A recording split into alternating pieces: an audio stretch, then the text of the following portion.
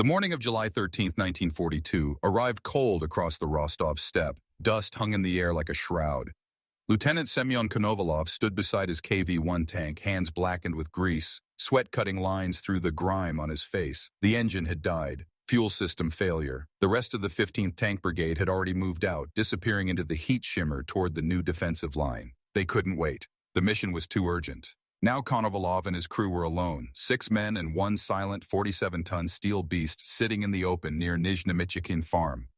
The war had taught him many things, but this morning it demanded something different. Not speed, not firepower, patience. Military technician Serebryakov worked beneath the hull, tools clanking against metal, muttering curses in rhythm with his wrench. Driver Kozarentsev checked the tracks. Gunner Akinin cleaned the 76mm barrel for the 3rd time. They had no orders to stay, no orders to fight. But the tank was coming back to life, and in the distance, dust clouds rose on the horizon. German dust, the kind that meant columns, the kind that meant war was coming to them.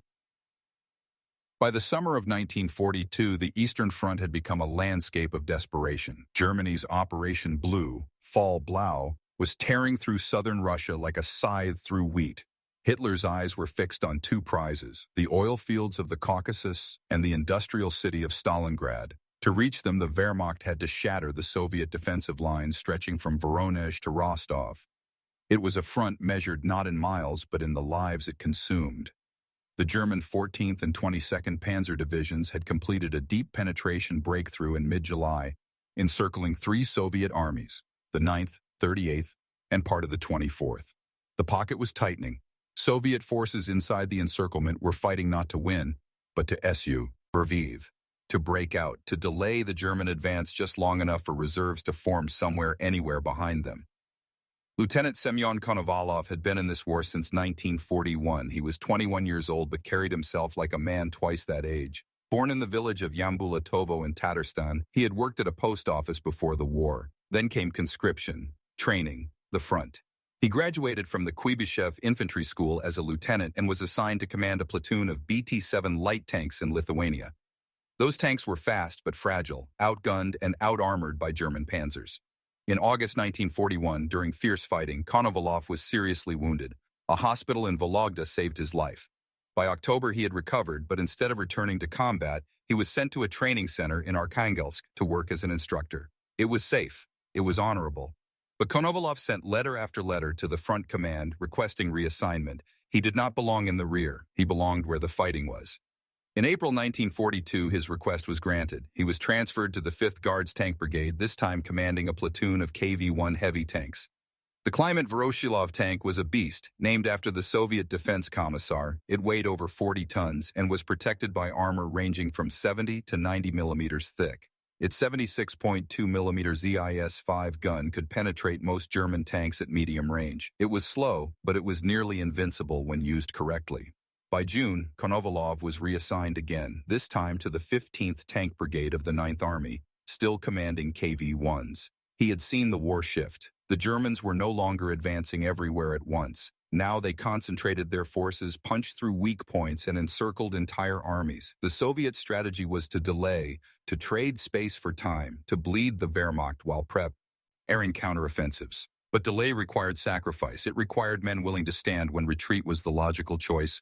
By July 13th, the 15th Tank Brigade had been fighting continuous defensive battles for weeks. Tanks broke down, crews were killed, ammunition ran low. Konovalov's platoon, which once had multiple KV-1s, was now down to a single tank, his own. And that tank had suffered extensive damage through battles. The armor was scarred, the tracks worn, the engine temperamental, but it still ran, until it didn't. That morning, as the brigade received orders to move to a new defensive line near Nizhny Michyakin farm in the Tarasovsky district of Rostov region, Konovalov's KV-1 developed a fuel supply system malfunction. The engine sputtered and died. Brigade Commander Pushkin faced a choice. Wait for Konovalov and risk missing the defensive position or leave him behind. The mission came first. Pushkin ordered the brigade to move out. Konovalov, his crew, and military technician Serebryakov would repair the tank and catch up, if they could. The crew set to work immediately. Konovalov, tank commander, coordinated the repair. Sergeant Pavel Kozarentsev, the lead driver, knew every bolt and hinge of the KV-1's engine. Sergeant Ivan Cherevinsky, the co-driver, assisted with the mechanical work. Sergeant Kirill Akinin, the machine gunner, and Sergeant Yakov Gerasimchuk, the main gunner, kept watch. Radio operator Dementiev monitored frequencies for updates. Serebryakov, the technician, crawled beneath the hull with tools and determination. The terrain around them was open steppe, rolling fields, scattered ravines, a few farmsteads. Nizhnemityakin was not a strategic location. It was simply a point on a map where a tank happened to break down. But war has a way of making the insignificant suddenly vital. The fuel system repair took hours. Hands blistered, tempers flared.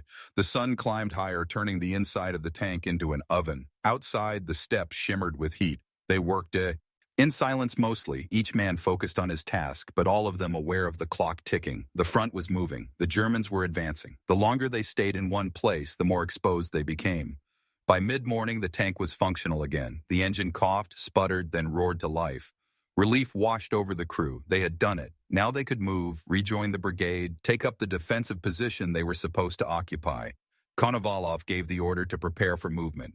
Kozyrentsev climbed into the driver's seat. Karavinsky took his position. The tank lurched forward. Then, from the west, movement. 2 German armored reconnaissance vehicles appeared on the horizon, moving fast toward the farm. Neither side expected the encounter. The Germans were scouting ahead of their main column, looking for Soviet positions, looking for resistance. They found a lone KV-1 sitting in the open. For a split second, both sides hesitated. Then Konovalov shouted the order. Gerasimchuk, the gunner, swung the turret. The 76mm gun roared. The lead reconnaissance vehicle exploded in flames. The second vehicle, smaller and faster, wheeled around and sped back the way it came, disappearing into the dust. The crew knew what that meant. The Germans now knew they were here and they would return. With everything they had, Konovalov faced a decision. Run, try to catch up with the brigade, move across open ground with a German column likely minutes away, or stay, dig in, fight. The KV-1 was slow on good ground, slower on the steppe. If they tried to run and the German column caught them in the open, they would be surrounded and destroyed.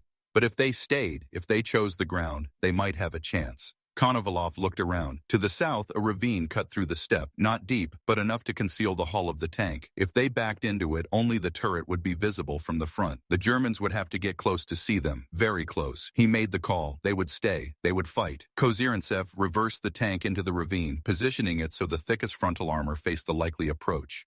The hull disappeared below the lip of the ground. Akinin loaded armor-piercing rounds. Dementiev checked the radio, knowing it was likely useless. They were too far from friendly forces. Konovalov climbed into the commander's hatch and scanned the horizon. The dust cloud was growing. The KV-1 was not just a tank, it was a mobile fortress. Its frontal armor, 90 millimeters thick, could withstand hits from most German tank guns at medium range. The 76.2 millimeter ZIS-5 gun could penetrate 70 millimeters of armor at 500 meters. Against the Panzer III and Panzer IV models the Germans fielded in mid-1942, the KV-1 had the advantage in protection and, at close range, in firepower. But it was also a coffin if used incorrectly. Its slow speed, 35 kilometers per hour at best, made it vulnerable to flanking attacks. Its wide profile made it an easy target in the open. And once immobilized, it became a stationary pillbox, which was exactly what Konovalov intended. He was not planning to maneuver, he was planning to ambush. The German column appeared with yes on in 20 minutes. First the dust, then the shapes, tanks, lots of them. The reconnaissance vehicle had reported back and the Germans had sent a reinforced company, 75 Panzers, moving in formation toward Nizhnemityakin. They expected resistance. They expected Soviet forces, but they did not expect a single KV-1 hidden in a ravine waiting. Konovalov gave quiet orders, hold fire, let them come closer. The Germans advanced slowly, cautiously, scanning for threats. At 800 meters, they were still out of effective range. At 600 meters, the formation began to tighten. At 500 meters, Konovalov gave the order, fire.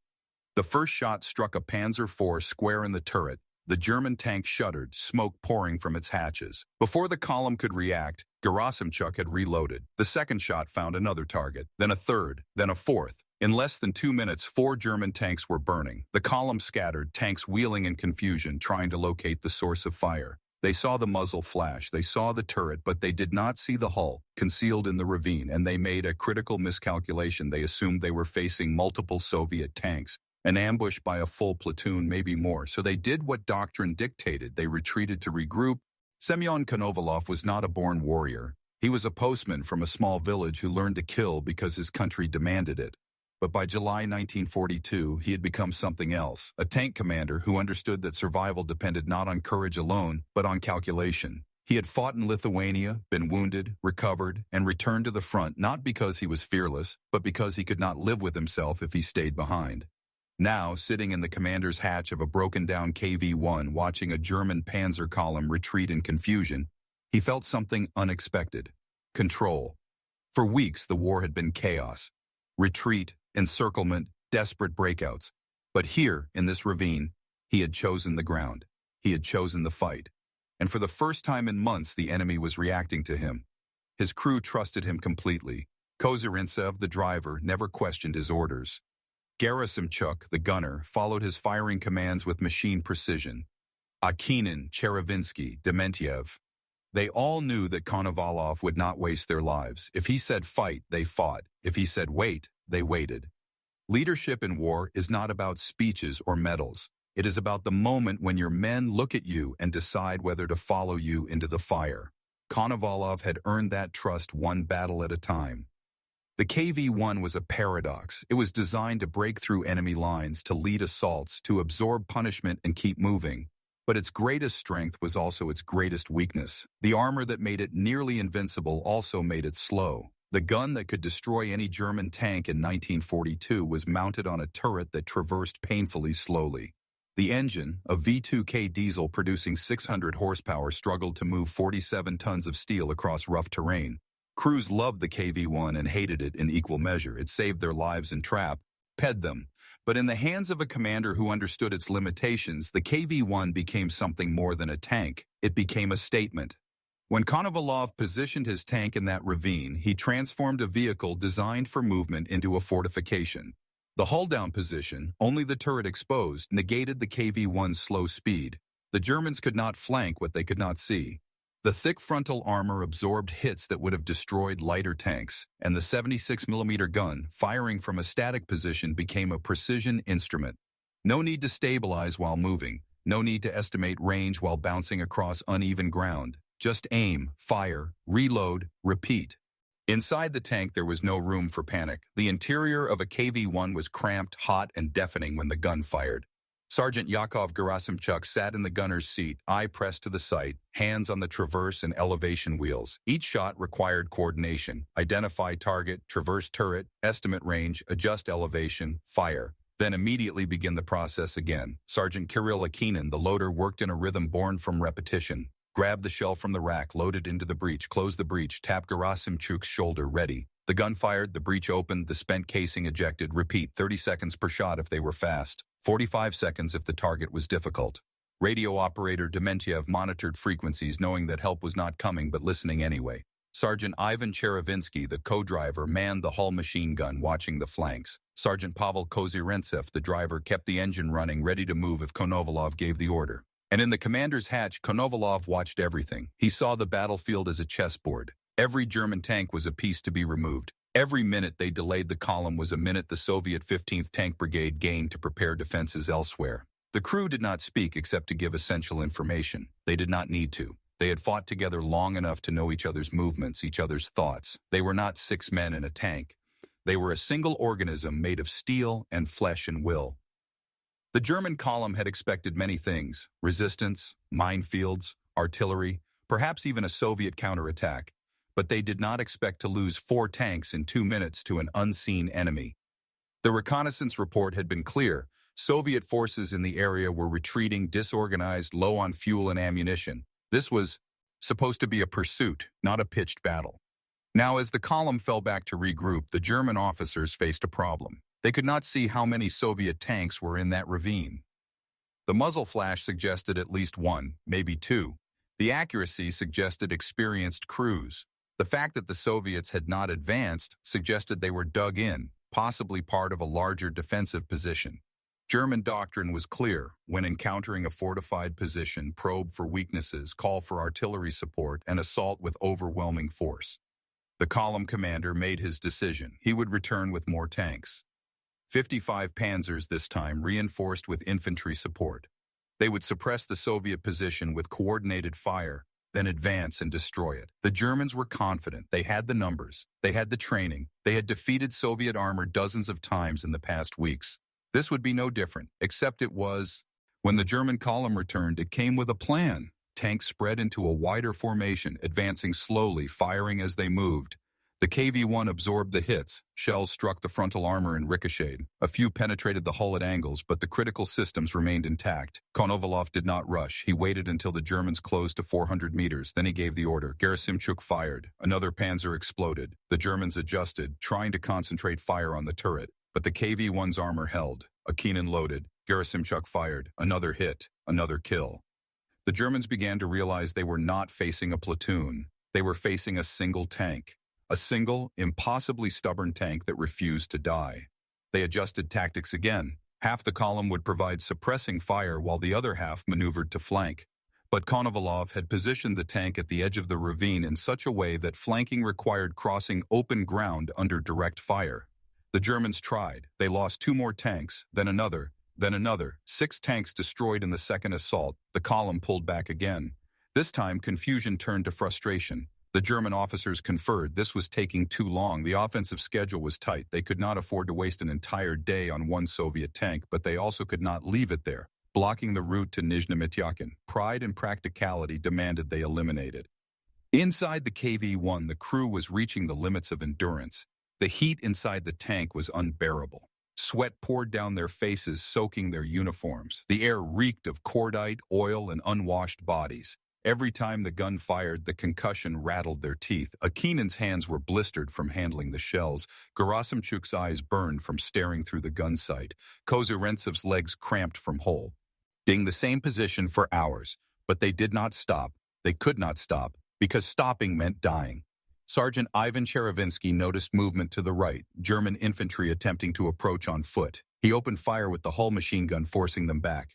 Dementiev, the radio operator, tried once more to reach friendly forces. Static. Nothing. They were alone. Konovalov knew the ammunition was running low. He did a quick count. 12 rounds left, maybe 15 if Akinen had stashed extras. Not enough for a third assault, not enough to hold indefinitely, but enough to make the Germans pay. The third assault came at midday. This time, the Germans committed everything. All remaining tanks advanced in a coordinated line, firing continuously. The plan was simple. Saturate the Soviet position with fire until the tank was destroyed or the crew abandoned it. Konovalov adjusted his strategy. He stopped aiming for center mass. Instead, he targeted tracks, turret rings, engine compartments, disabling shots rather than killing blows. A disabled tank was as good as a destroyed tank. It blocked the advance. It demoralized the crew. Gerasimchuk adjusted his aim. Fire. A Panzer IV's track exploded, the tank slewing sideways. Fire. Another tank's turret jammed, smoke pouring from the mechanism. Fire. An engine caught fire, the crew bailing out and running. The Germans were close now. 300 meters, 250. Close enough to see the faces of the Panzer crews through their vision slits. Close enough to hear the roar of diesel engines. Akinin loaded the last armor-piercing round. Gerasimchuk aimed at the lead tank, a Panzer IV with a long-barreled gun. He fired. The shell struck just below the turret, penetrating the hull. The Panzer shuddered and stopped, smoke billowing. The Germans had lost 16 tanks, 16, to a single KV-1. The column commander made the final decision. Bring up the anti-tank guns. The German anti-tank guns arrived in the early afternoon. These were not tank guns. They were purpose-built weapons designed to penetrate heavy armor. 75mm PaK-40s, capable of punching through 90mm of steel at medium range. The crews unlimbered the guns quickly, setting them up in staggered positions 500 meters from the ravine. Konovalov saw them through his periscope and knew what they meant. The KV-1 could survive tank fire from the front, but anti-tank guns firing from multiple angles were a different threat. He had no ammunition. Ion left for the main gun. Akinin had checked twice. The racks were empty. They had fired every armor-piercing and high-explosive round they carried. The machine guns still had ammunition, but machine guns do not stop panzers. Konovalov looked at his crew. Kozyrentsev, hands still on the controls, ready to move. Gerasimchuk staring through the gun sight at targets he could no longer engage. Akinin sitting beside an empty shell rack. Cherevinsky, Dementiev, all of them exhausted, deafened, half-blind from the smoke and heat. He could order a retreat. Try to back out of the ravine, run across open ground, hope the engine held and the Germans missed. Or he could stay. Keep the Germans focused here. Keep them delayed. Every minute the Germans spent trying to destroy his tank was a minute they were not advancing on the Soviet defensive line. Before he could speak, the first anti-tank round struck the turret. The impact was different from a tank shell, sharper, more focused. The armor held, but barely. A spider web of cracks appeared on the interior surface. Konovalov knew what that meant. The armor was weakening. The next shot might penetrate. He gave the order. Abandon tank. The crew moved fast. Kozerentsev killed the engine. Akinin kicked open the escape hatch in the floor of the hull, a small, barely man-sized opening that led directly to the ground beneath the tank. It was designed for exactly this situation. When the turret hatches were under fire, you went down. Gerasimchuk dropped through first, then Akinin, then Cherevinsky. Dementiev followed. Kozerentsev hesitated, looking back at the controls, the steel interior he had lived in for months. Then he dropped through. Konovalov was last. He took one final look at the battlefield through the periscope. German tanks burning, German infantry scattered, the anti-tank guns taking aim for another shot. He had delayed them, not forever, but long enough. He dropped through the hatch, landing in the dirt beneath the 47-ton tank. The crew crawled out from under the hull, staying low, using the ravine for cover. Behind them, another anti-tank round struck the KV-1. This time it penetrated. Fire erupted inside the tank. Flames licked out of the hatches. The ammunition they had already fired left residue that ignited, turning the tank into a pyre. Smoke billowed into the sky. The Germans would assume the crew was dead, burned alive inside their steel coffin. That was the plan. Konovalov led his crew east, moving through the ravine, staying below the sight line of the German column. They moved slowly, carefully, stopping every few minutes to listen. Behind them, the sound of the German advance resumed. Tanks rolling forward, infantry moving up. The baton. L'effort Nizhnemitiakin was over. The Germans had won the ground, but they had paid for it in time, in tanks, in momentum. Konovalov and his crew moved through the steppe for 3 days, avoiding German patrols, scavenging food and water from abandoned farmsteads, sleeping in ditches. On the 4th day, they encountered a different kind of enemy, a German tank crew resting beside their Panzer IV.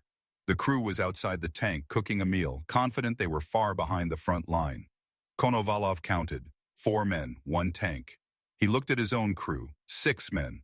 No weapons except a rifle Kozerentsev had picked up from a destroyed Soviet position. The odds were not good, but they were better than starving in the steppe. Konovalov made a decision born from desperation and audacity in equal measure. They would take the tank.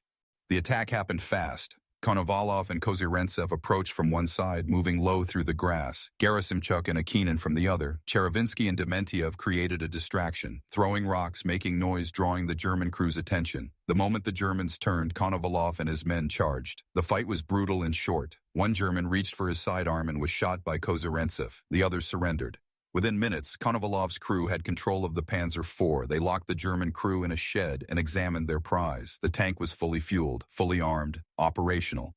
Konovalov climbed into the commander's hatch, looking at the unfamiliar controls, the German instrumentation. Kozerentsev studied the driver's position. It was different from the KV-1, but not incomprehensibly so. Diesel engine, manual transmission, steering levers. He could drive it. Gerasimchuk examined the gun, a 75mm KW-40, longer barrel than the KV-1's gun, better penetration. He could fire it. The decision to keep the tank was not without risk. A German Panzer IV moving through Soviet-held territory would be fired on by every Soviet soldier who saw it. Friendly fire was a real and deadly threat, but abandoning the tank meant walking through a war zone with no weapons, no food, and no way to defend themselves. Konovalov made the call. They would keep the tank, but they would mark it. Akinin found paint in the Panzer's storage compartment used by the Germans for camouflage touch-ups. He climbed onto the turret and painted a large red star, the symbol of the Red Army. It was crude, dripping, barely recognizable from a distance, but it was enough. Maybe. Konovalov hoped it was enough. They set out east, moving slowly, avoiding roads, staying in the tree lines and ravines. The Panzer IV was faster than the KV-1, more maneuverable, easier to handle. Irintsev found himself appreciating the German engineering even as he despised the men who built it. The tank responded well. The engine was quieter, the gears smoother. It felt less like wrestling a beast and more like driving a machine. They encountered Soviet forces on the 6th day. A forward patrol from a rifle division dug in along a ridge. The Soviet soldiers saw the Panzer IV and opened fire immediately. Konovalov stood in the commander's hatch, waving a white cloth, shouting in Russian. The firing stopped. The patrol leader, a lieutenant, approached cautiously, rifle raised. Konovalov explained. Captured tank, escaped crew. The lieutenant did not believe him. Not at first. It was too incredible. A KV-1 crew destroying 16 German tanks, escaping on foot, capturing a Panzer IV and driving it back to Soviet lines. It sounded like propaganda. But Konovalov provided details, unit designations, commander names, the location of the battle near Nizhny Mityakin. The lieutenant radioed back to his command. Hours passed. Finally, confirmation. The 15th Tank Brigade had reported Lieutenant Konovalov and his crew as missing, presumed dead. Brigade Commander Pushkin had submitted a report detailing their last known position and the wreckage of a KV-1 found in a ravine near Nizhny Mityakin, surrounded by destroyed German tanks. The patrol leader lowered his rifle. He believed them now. Konovalov and his crew were escorted to the rear, along with their captured Panzer IV. They were debriefed, questioned. Their story was verified by reconnaissance reports. Soviet scouts had surveyed the battlefield at Nizhny Mityakin and counted the wreckage. 16 German tanks destroyed or disabled, 2 armored reconnaissance vehicles, 8 trucks carrying infantry, all attributed to a single KV-1 in a hull-down position. The numbers were staggering. The tactical delay, significant. The German column had been held up for an entire day, disrupting the offensive timetable, giving Soviet forces time to reposition. Brigade Commander Pushkin, who had left Konovalov behind, read the reports with a mixture of disbelief and pride. He had assumed his lieutenant was dead. He had written the commendation for a posthumous award. Now Konovalov was standing in front of him, alive, with a captured German tank. Pushkin did what any good commander would do. He submitted a new report, this time recommending Konovalov for the highest honor the Soviet Union could bestow, Hero of the Soviet Union. But Konovalov did not wait for medals. He and his crew were reassigned to another tank unit. They fought aboard the captured Panzer IV for 3 more months, keeping the Red Star painted on the turret, engaging German forces across the Rostov region and into the encirclement breakout battles near Milarovo. The Panzer IV was reliable. It served them well. During those months, Konovalov's crew destroyed 4 more German tanks, damaged several others, and eliminated 5 anti-tank gun positions. They fought with the same precision and discipline they had shown at Nizhny Mityakin.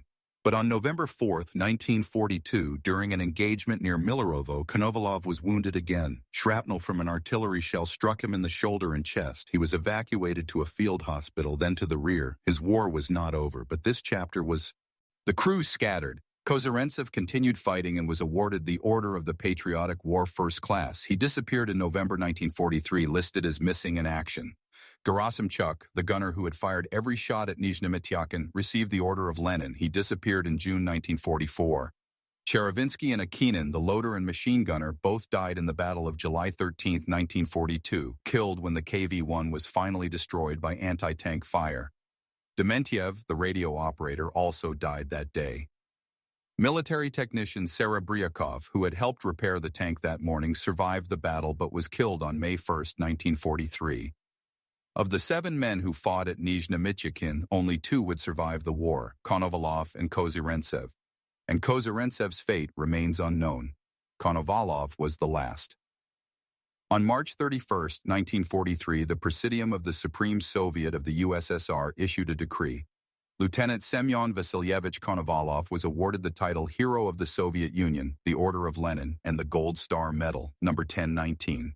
The citation detailed his actions on July 13, 1942, commanding a single KV-1 tank, destroying 16 enemy tanks, 2 armored vehicles, and 8 infantry trucks, delaying a German Panzer column, and escaping to fight again. It was one of the most remarkable individual tank actions of the war. But the story did not end with the medal. Konovalov, recovering from his November wounds, took leave to visit his mother in Yambulatovo. He had not seen her since before the war. She had received a death notice months earlier informing her that her son had been killed in action near Nizhny Mityakin. She had mourned him, buried the notice as if it were his body. When Konovalov knocked on the door of his childhood home, his mother opened it, saw him standing there in his uniform, and collapsed. She wept. She screamed. She could not believe he was real. She thought, he was a ghost. It took hours for her to accept that her son was alive, that the notice had been wrong, that the war had given him back.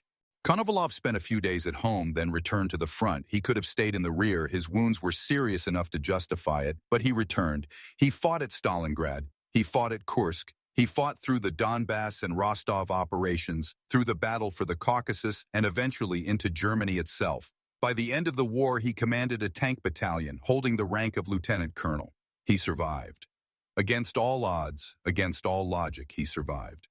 In 1946, he was transferred to the reserves. He tried civilian life, it did not suit him. In 1950, he rejoined the Soviet Army. In 1952, he graduated from the Leningrad Senior Officers Armored School. He continued to serve until 1956, when he finally retired with the rank of lieutenant colonel. He moved to Kazan, the capital of Tatarstan, and took a job at an electronics factory. He married. He lived quietly. The war faded into memory, though it never truly left him. The story of Nizhny Tyakin, however, did not fade. Soviet military historians studied the battle as a textbook example of defensive tactics using heavy armor. The hull-down position, the use of terrain, the discipline under fire, all of it became part of tank warfare doctrine. The KV-1's performance in that battle validated the design philosophy behind Soviet heavy tanks: armor and firepower over speed, survivability over maneuverability. The Germans learned lessons too. The encounter reinforced the need for combined arms tactics using infantry, artillery, and air support to eliminate static armor positions rather than relying on tank versus tank engagements alone. The delay caused by Konovalov's stand, though measured in hours rather than days, had ripple effects. The German offensive schedule was disrupted. Soviet forces gained time to reposition. The encirclement at Milarovo, though eventually successful, took longer and planned, consuming resources and time the Wehrmacht could not afford to lose. Every delay, every disruption, every small tactical victory by Soviet forces contributed to the larger strategic picture. The Eastern Front was not won by grand offensives alone. It was won by thousands of small stands, by tank crews and rifle squads and artillery batteries that refused to break when breaking was the only logical choice. Konovalov never spoke much about the battle. When asked, he would say simply that he and his crew did their duty, that they fought because there was no other choice, that the medals and the recognition were for the men who did not come home. He visited the graves of his crew when he could. He remembered their names: Kozarentsev, Gerasimchuk, Cherevinsky, Akinin, Dementiev, Serebryakov. He carried them with him for the rest of his life. In the decades after the war, the Soviet Union celebrated its heroes. Konovalov was invited to schools, to military academies, to veterans' gatherings. He attended some. He declined others. He was not comfortable with fame. He had been a postman before the war. He wanted to be a quiet man again. But history had other plans. In 2005, the city of Kazan renamed 2nd Vladimirskaya Street in his honor. Konovalov Street, a small bronze plaque was installed. In December 2019, a memorial plaque was mounted on the facade of the building at Kirpichnikov Street, number 15, where Konovalov had lived from 1961 until his death in 1989. The plaque reads simply, "Here lived hero of the Soviet Union, Lieutenant Colonel Semyon Vasilyevich Konovalov, 1921 to 1989. In Kazan Victory Park, his name was added to the memorial wall alongside thousands of other soldiers from Tatarstan who fought in the Great Patriotic War. These were small honors, local recognitions, but they mattered. They ensured that his name would not be forgotten, that the story of July 13, 1942, would be passed down. In 2018, a Russian film titled Tankers was released, dramatizing Konovalov's story. The film took liberties with the details, compressing timelines, adding dramatic flourishes, changing names, but the core remained true. A single KV-1 tank crew, outnumbered and outgunned, holding off a German column through skill, discipline, and sheer refusal to surrender. The film introduced Konovalov's story to a new generation. Young Russians who knew the statistics of the war, the millions dead, the cities destroyed, the years of suffering, but did not always know the individual stories. The film reminded them that history is not made by numbers alone. It is made by people. By men like Konovalov, who stood in a ravine on a hot July morning and decided to fight. The broader impact of Konovalov's stand is difficult to quantify. 16 tanks destroyed. 1 day's delay to a German column. In the scope of the entire Eastern Front, it seems small, but war is cumulative. Every tank destroyed is one less tank attacking Stalingrad. Every hour delayed is one more hour for Soviet factories to produce ammunition, for Soviet soldiers to dig trenches, for Soviet commanders to plan counteroffensives. The German summer offensive of 1942 was built on speed and momentum. Delay was the enemy. And Konovalov, with 6 men and 1 broken-down KV-1, imposed delay. The Germans reached Stalingrad, they reached the Volga, but they arrived later than planned, with fewer tanks than expected, against defenses that had more time to prepare. Konovalov's contribution was one thread in a vast tapestry, but pull enough threads, and the tapestry unravels. Konovalov died on April 4, 1989, at the age of 68. He was buried in the Arsk Cemetery in Kazan next to his wife. His grave is simple, a gray stone marker with his name, his rank, and the gold star symbol of a hero of the Soviet Union. There are no grand speeches carved into the stone, no epic descriptions of his deeds, just his name and the star. It is enough. Veterans visit the grave on Victory Day, May 9th each year. They leave flowers, they stand in silence, they remember. Some of them knew him, most did not, but they know the story and they know what it means. That in war there are moments when everything depends on one decision. One crew, one tank, and that in those moments, ordinary men become something more. The KV-1 that Konovalov commanded on July 13, 1942, was never recovered. It burned in the ravine near Nizhnemetyakin, consumed by fire after the anti-tank guns penetrated its armor. By the time Soviet forces retook the area months later, the wreckage had been scavenged by both sides for spare parts and scrap metal. Nothing remains, no turret mounted in a museum, no plaque marking the exact spot. The battlefield itself is farmland now, plowed and planted, the scars of war erased by decades of peace. But the story remains, passed down through military history books, through veteran accounts, through films and documentaries, and through the street sign in Kazan that bears his name, Semyon Vasilyevich Konovalov, tank commander, hero, survivor, the man who held the line when there was no line left to hold. Wars are won by nations, by armies, by industrial capacity and strategic planning, but they are fought by individuals, by men like Semyon Konovalov, who never wanted to be a hero, who simply refused to stop when stopping was the easier choice. The story of Nizhnemetyakin is not unique. Across the Eastern Front, thousands of similar stands took place, small units, isolated soldiers, lone tanks holding impossible positions against overwhelming odds. Most of those stories were never recorded. The men who fought them died, and their deeds disappeared with them. Konovalov's story survived because he survived, because his brigade commander filed a report, because the Soviet system, for all its flaws, recognized the value of individual courage and recorded it. But for every Konovalov whose name we know, there are 100 whose names are lost. What does it mean to hold the line? It means standing when retreat is logical. It means fighting when surrender is understandable. It means trusting the men beside you and knowing they trust you in return.